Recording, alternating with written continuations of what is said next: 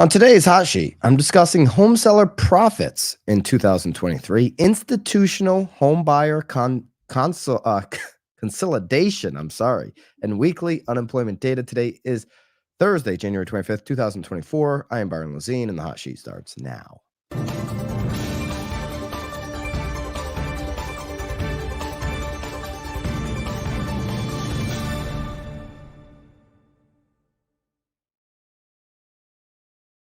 Institutional home buyer consolidation. I don't know why that tripped me up. I just had to attack it again.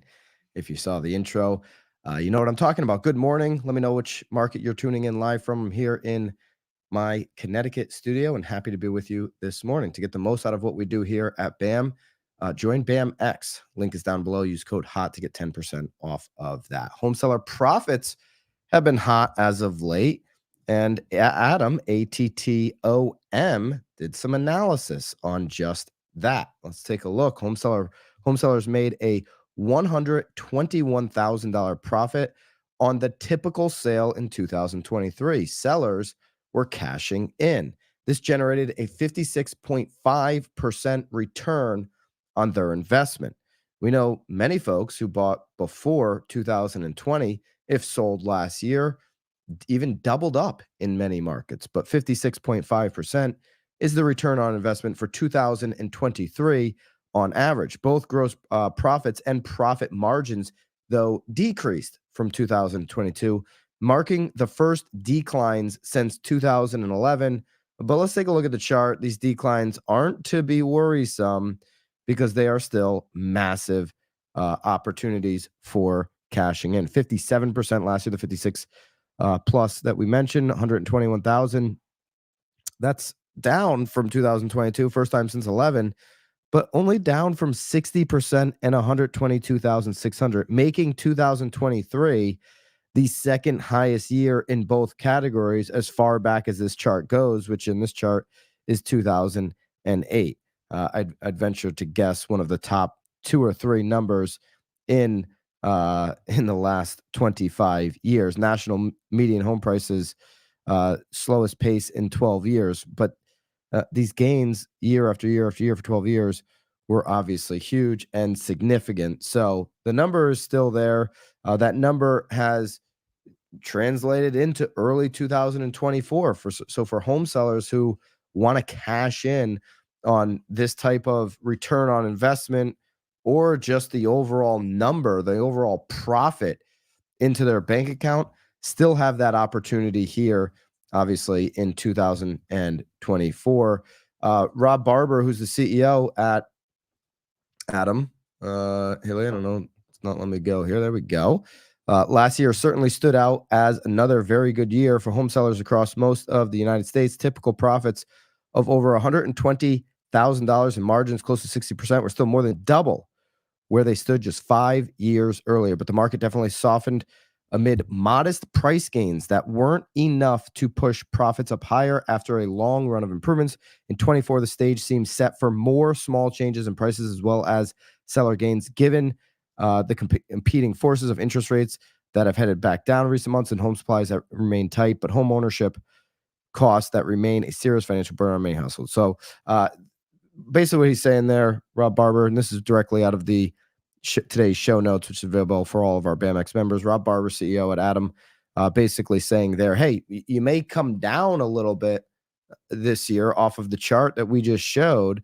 There may be a tick down when it goes to 2024 profit return on investment and the actual profit dollars gained, but it's still likely to be a top 3 year in the last 20 plus years for both of those categories for sellers. So you might see it ease up a little bit, but you're still going to cash in a big way if you're a home seller. Okay. The U.S. median home price, according to Adam, increased by 2.1% from 2022 to 2023, reaching an all-time high, annual high of 335,000. That's the median. Okay. A little bit under where both Zillow and Redfin had the price increase over the last year. All these guys are just a little bit different for whatever reason on some of these numbers. I can't find anybody that says the U.S. median home prices were down in 2023. The increase represented the smallest annual bump during the extended boom period that began in 2012. So they're going all the way back to 12, calling really an 11-year boom on real estate. Median prices still rose in 75% of the 129 metropolitan statistical areas analyzed. Okay, so they analyzed 129 metropolitan areas at ATTOM, and that's where they're getting that. Out of those areas, that's where they're getting their increase on annual home price appreciation. According to ATTOM, sellers in the western and southern states had the highest returns on investment. So the sellers who actually sold in the West and in the South had the highest ROI. Western and southern regions had 12 of the top 15 metro areas with the highest return on investment.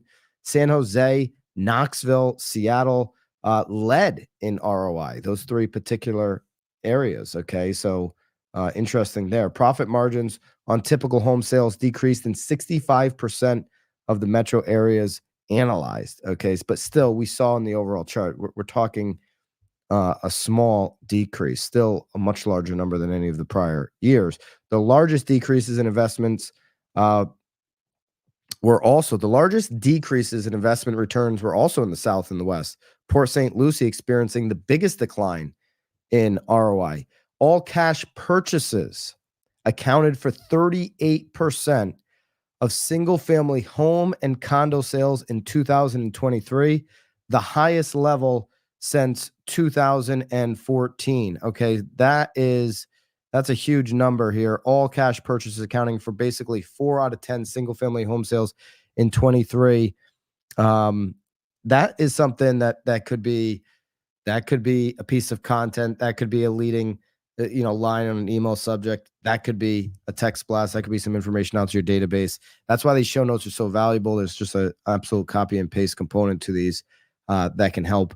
Eric, the broke agent, will copy and paste from the show notes and put it on BAM. And I think what did yesterday's post do that he used directly from the show notes? I mean, this thing went absolutely nuclear. 1,600 reactions on Instagram, and it was literally just a screenshot of a tweet. Fannie Mae's updated forecast: mortgage rates expected to dip below 6% in 2024, and the thing just took off. There's a lot of attention-grabbing nuggets in these show notes. Of course, BAMX members are enjoying all of those. All right, let's move on to Blackstone news here. We'll have that link obviously in the show notes if you want to grab any more of the Atom data there, ATTOM. And actually, let me just go back. I do want to show one more thing from here. This is one of the slides that's available. This is interesting because not only do we have people, low inventory, but we have a culture right now where the U.S. homes tenure, the tenure of staying in their homes continues to increase incrementally, but year over year since the year 2000. Okay, and I've seen this number in some areas up over 10 years, but according to this data, average U.S. home seller tenure is 7.96 years. That's the highest on the chart since 2000. So we have low inventory, which is creating lower sales, but we also have folks that are just staying in their home for longer, okay? Not willing to move. And then historical U.S. home sales broken out by type. We have here FHA, cash, and then institutional investment sales. And you can see here the numbers. The cash sales, this is, the staggering numbers here. Huge cash sales. 4 out of 10. Biggest number since 2013, looks like. You had a lot of cash there from 2009 to 2013 as well, after the great financial crisis, when it was pretty difficult during those years to go and get a loan. All right, let's take a look at that Blackstone piece because it's super interesting as well. Blackstone has acquired Tricon Real Estate, which is an institutional home buyer. This is a $3.5 billion deal. Tricon owned 37,478 homes at the end of quarter three, 2023. So Blackstone continuing to show that they believe in real estate in the long term. They want to be a buyer of real estate with this $3.5 billion acquisition of Tricon. Their acquisition makes it one of the major players, it meaning Blackstone, in institutional home ownership space that we have and that we've ever seen. It follows Blackstone's $6 billion purchase of Home Partners in America in June 2021. This is marking its reentry into the single family space when they bought Home Partners of America, $6 billion in 21. Now another $3.5 billion here on Tricon. So just an enormous number for Blackstone. Institutional buyers, remember, are home buyers who own at least 1,000 homes. Just with the acquisition of Tricon, they added another 37,000 plus to their portfolio. And these are single family rentals that Tricon owns. Single family rentals in the U.S. Sunbelt and multifamily apartments, which they own in Toronto. So specifically 38,000 single family rentals, U.S. Sunbelt, and then some multifamily apartments in Toronto. Okay, major U.S. markets for Tricon would include Atlanta, Charlotte, Dallas, Phoenix, and Tampa. Okay, so Charlotte is one of those markets where we've done reporting here, or we've covered the reporting. We didn't do the reporting. Covered the reporting here on the hot sheet that showed how aggressive Charlotte was in buying homes, institutional buyers. Okay, so just want to look up here. Blackstone, which owns Home Partners of America, back in 22, they halted single family purchases. Okay, so this was in August, I think it was. August 2022, they halted single family purchases. Okay, now with one acquisition of Tricon, they go out there and they basically buy 38,000 homes at once. Okay, now Tricon will probably continue to operate on finding properties to buy. But yeah, this was August in 2022. And so obviously, as the interest rates were going up, Blackstone says, we're going to stop. Now has since identified, Tricon as somebody that they should double down on the U.S. housing market with. And their love affair with the housing market continues to thrive. So, is this an indication? You're seeing some consolidation, obviously, here with the top dogs, and that could obviously, be for staying power reasons. But is this also an indication that Blackstone says, hey, the future is bright, the bottom is behind us in terms of investing in real estate? Do they see a lowering of the interest rate, which many are projecting and are hoping for in the future? One would believe that they're making a bet, not only on the long term, but that these next couple of years are going to be better than the last couple in owning real estate. Just to compare some of these other companies, some of these other groups that they're competing with, this is out of the Resi Club piece. You have Tricon owning the 37,000 plus at the end of quarter three, 2023. You also have American Homes for Rent owned just under 60,000 at the end of quarter three, 23. You have Invitation Homes as the other big player, owning just about 85,000 homes at the end of quarter three, 23. Most single-family rental giants are privately held or consolidated into a broader REIT. It pushes Blackstone near the top of institutional home ownership heap. Obviously, with that acquisition in 2021 that we mentioned, the $6 billion acquisition of Home Partners of America, which at the time owned 17,000 homes. So once Blackstone's acquisition is complete, they will once again be up there at the top, looks like one or two in institutional home buyers. So here's institutional residential's numbers in terms of how much they're buying. So homes bought would be in the dark blue, homes bought or build to rent in the gray, and then homes sold. You can see they've been a bigger seller in the last 3 or 4 quarters than they've been at any time in the last 4 or 5 years. So the majority of their sales have come in the last 4 quarters out of the last 5 years, 4 years, and their buying has lowered to the lowest point since call it Q2 of 2020, which we know what happened there. Okay, so they're holding these properties, obviously getting good long-term return, or Blackstone wouldn't have bought it. But they're not buying as many even now. Among the 491 homes bought in Q3 of 23, 80 homes were built to rent development. So built specifically for the purpose of renting. The third quarter includes the 3 months ending, obviously, September 30th.